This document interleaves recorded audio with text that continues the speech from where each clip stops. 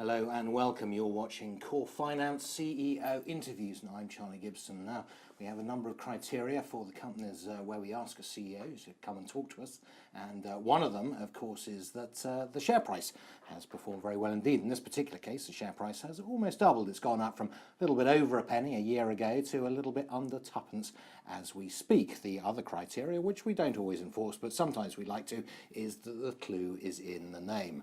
And in this particular instance, the name is Goldstone Resources, and I think that should give you all the clues you need. And in this particular instance, the chief executive is Emma Priestley, who's come to join us. Emma, thank you very much indeed for joining us. Thank you, Charlie. So, Akrikeri and Hamasi and Goldstone Resources, tell us all about them. All about them. Thank you, Charlie. Nice to see you again. The first thing on Goldstone that everybody is perceiving in the market at the moment is they think that we are still an exploration company, and we're not. With the changes in the company, which I shall come into, we are very much an execution company now. We've got two licenses, Akrikeri, Hamasi, where there were two former mines. We have the Hamasi open pit that was last mined in 2002, 2003 by Anglo Gold Ashanti, and we are looking to reopen that pit and extend along strike. And the second mine is the Akrikeri mine, which was abandoned in 1909 due to an inrush of water. Shortly before I was born. Oh, I don't think so. Sorry. Inrush of water, Akrikeri. Inrush of water, Akrikeri. But the old timers were, in the 6 years it was in operation, they managed to get 75,000 ounces out at a recovered head grade of 24 grams a tonne. Which is just shy of an ounce a tonne, isn't it? Just shy of an ounce a tonne. Now, but as I look at your resource statement, you've got about 600,000 ounces. That's correct. At about 1.77 grams a tonne? That is the overall for the sulfides and the oxides, yes. Okay, and is that for both Hamasi and Akrikeri? No, it's not. So which one is that one? Right, the 602,000 ounces is for Hamasi. Right. And we recently announced that we've got an 8-kilometre Hamasi trend that we've just, that was conclusive from the soil geochem study that we did. But that 602,000 ounces is just delineated to 4 kilometres of that. So we are open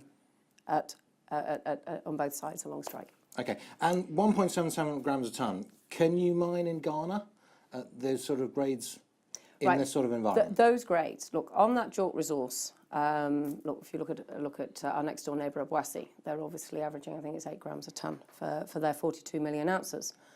But what we're looking at is the oxides.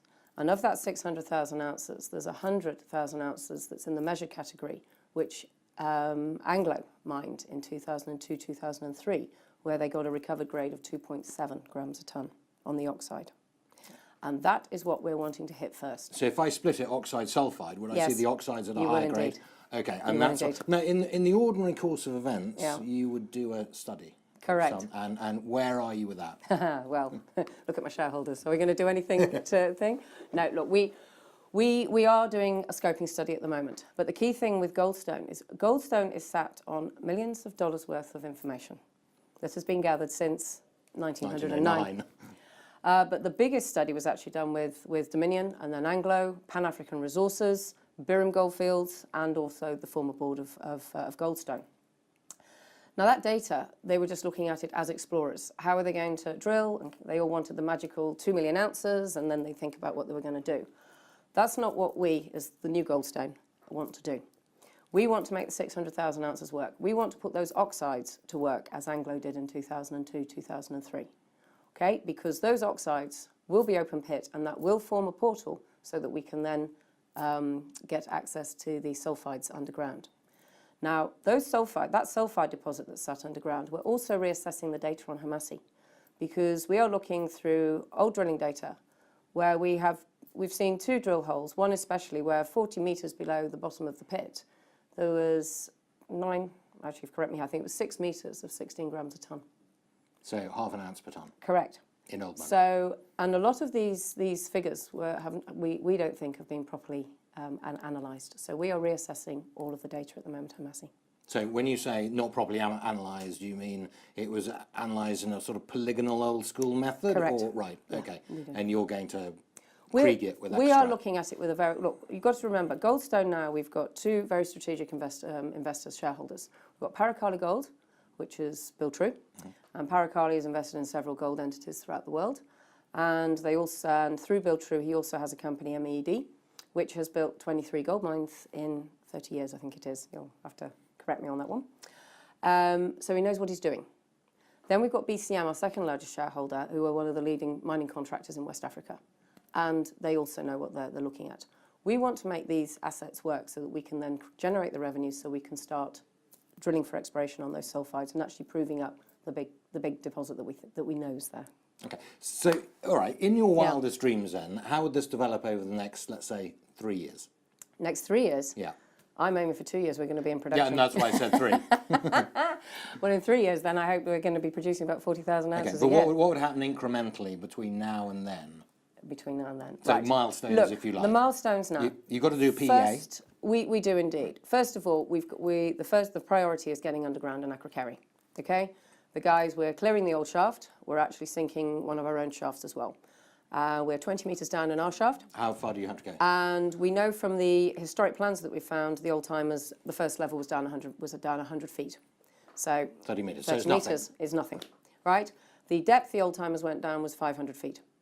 So, and before the inrush of water. Once we've got in, and it's not long now. So this is all open pittable? No, this will be underground. Okay, but you could open pit it, could you not? Or... No, we've got a thing called a town that's on the Oh, surface. right, okay. Oh, right, okay. Fair enough. Okay, so you're not... And the town, I should say right now, the Akrokeri town is where all the old Obuasi miners live. So when they've been doing a lot of mining themselves on the old Akrokeri mine that we're so learning. is there anything left? Yeah, there is actually. Right. We have been into the old workings, the first level ourselves, in a different part of it. There is gold. Right. What we need to visible do, gold. there is. Right, okay. What we want to do is dewater the entire mine so that we can assess it and pick up where the old timers left off. Okay, and when does that happen by? We're anticipating from our guys on the ground, they think we're going to be underground and dewatered by November. Okay, then where do we go from that? From there, we've got the environment. We've already started the baseline studies for the environmental impact assessment study. And that is, look, we've got 12 months of work to do there. We all know that over the seasons. That will then lead into our application then for a mining permit. Okay? On Hamasi So is that about and this time next Akrokeri. year? Correct. Right. Now, the other thing that we're going to be doing between now and then is we're going to be looking at doing some bulk sampling so that we can actually prove that what Anglo Gold got out of Hamasi back in 2002, 2003, we've got it extending a long strike from the Hamasi pit.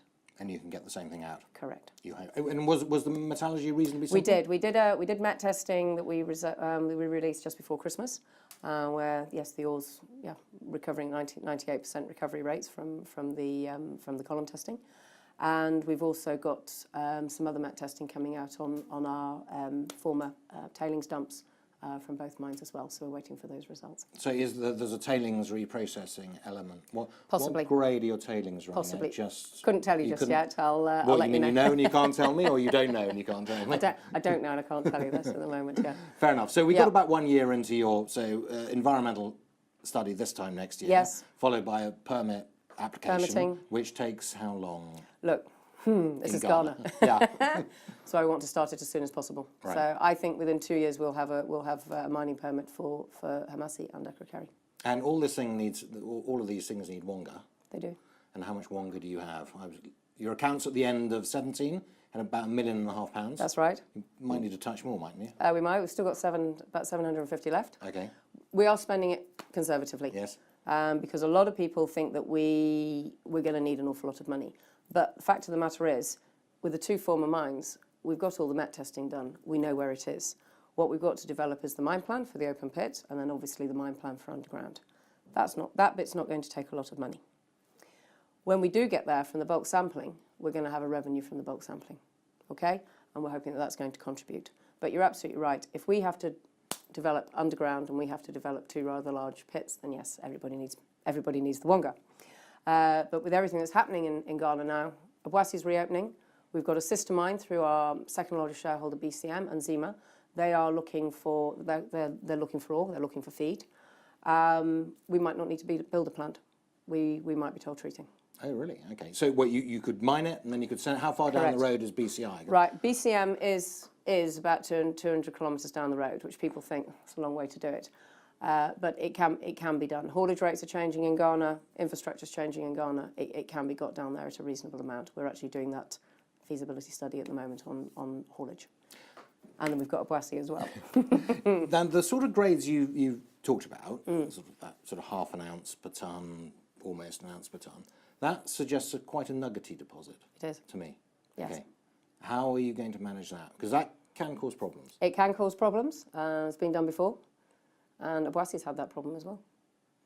So is it just a matter of getting enough feed it is a matter of and getting into the mill so you pick up enough nuggets? Correct. Right. It is. That is absolutely spot on. Something we're doing at the moment as well, and we've just brought in an MSc student from Campbell School of Mines. Got to give them a plug. And he's actually looking at the synergies between Obuasi, Akrikeri and Hamasi for the chemistry synergies. Because we know that those three mines all sit along the mineralised trend, but if we can actually prove it and say, there it is, that will lend a lot to people believing our story. Then when it comes to actually developing it and the funding of it, that it also helps. And Obuasi, as I said, they have got several different types of mineralisation, and the nuggety effect is one of them. The metasediments, it's refractory, it's all in there. So we're going to be following them. It's worth mentioning, isn't it, the Obuasi, we talk about Obuasi, but that is the old Ashanti Correct. Asset that Yes. they used to mine, which takes us back to the days of 200 Lon years ago. Run, Tiny Roland, and you know, All of those days. yeah, back to the 1950s. And Sir Samuel Jonah. And Sam Jonah, which is being reopened by Correct. Anglo Gold Ashanti That's right. at the moment. How does that affect you? Very well. Go on. Best news ever. Well, look, there's two things that happened in Ghana. One was the peaceful election 18 months ago. With the new president coming in, the first thing he did was he changed the face of mining. Illegal mining went, and as we all know, Obuasi suffered dreadfully from those illegal miners. They were all removed. Then Obuasi was able to reopen the discussions to actually start developing the mine properly again to reopen it. They announced they were going to put in $500 million about 7 months ago, and just recently they got their environmental permit through. So, and that is the best news that we can have, because we're slap bang next door. So with them, it opened up all the doors. We know we've got a government that's got a positive attitude towards mining, and I know from the meetings that we have with the ministry, they're looking forward to us getting into production. So is there a potential synergy between you and Obuasi? Of course. Is that something for down there? Because we only got 1 year down our time horizon, didn't we? We have. You're going to come back to that one, aren't you? I know, yeah. Okay. Yes. So environmental permits, 1 year's time, that takes a bit of time. It does. Then what? Now, are you going to do pre-feasibility studies and bankable feasibility studies? Do we need to do bankable? We only need bankable if we're going to go to a bank for financing. Yes. Are you going to go to a bank for And financing? with the two shareholders we've got substantial support there. I've got substantial support there for actually them assisting in developing this project. So you And that's the key. We want to do this efficiently and economically. And with the support of the shareholders, they're going to be supporting the development of this mine. Okay, now just for all those potential shareholders out there, you talked about these two big shareholders. How much do they have? And does that leave any scope for our Others to come viewers to buy in? Yes, Of course it does, yes. Look, Paracoli's got 28%, and BCM's got 20%. And That's then 48%. that is indeed. And then management's bound to have some. And the management has a little bit, yes, probably taking us up another 6%. But thereafter... Thereafter, it's a free float. So Thereafter, there's a nice free float. 50% free and about 50% It's roughly tied about into 50%, yes. your... What happened? You used to have as shareholders Stratex, Metal Tiger, Red Rock. Are they still there? No. They haven't. They've sold out, and have they They have sold all out sold to out, yes. the two new shareholders? They've sold out to new shareholders, yes. Stratex let it out in the open market, as did Red Rock, as did Metal Tiger. Okay. So, going back to your wildest dreams, 3 years' time. So 1 year's time, you're applying for permits. Then when are you raising money? When are you in production? We will be raising money in a year's time, most definitely. Right. I say most definitely. And then in production, what, December 2019? 2 years' time, December 19, we should be in production. Excellent. At what sort of rate? As I said, by then I'm hoping that we'll be between that 20 and 40,000 ounces a year. Okay, so that's what we're looking forward to. We are indeed. Excellent. Emma, thank you very much indeed. Ladies and gentlemen, that was Emma Priestley, the Chief Executive of Goldstone Resources. I'm afraid that's all we've got time for, but join us again next week. We'll be looking for more companies where the share price has, well, something close to doubled in the last year, and perhaps also one whose clue might be in the name. Otherwise, as I say, that's all from me, Charlie Gibson, here with you on Core Finance, and look forward to again seeing you soon. And in the meantime, you have a very capital day.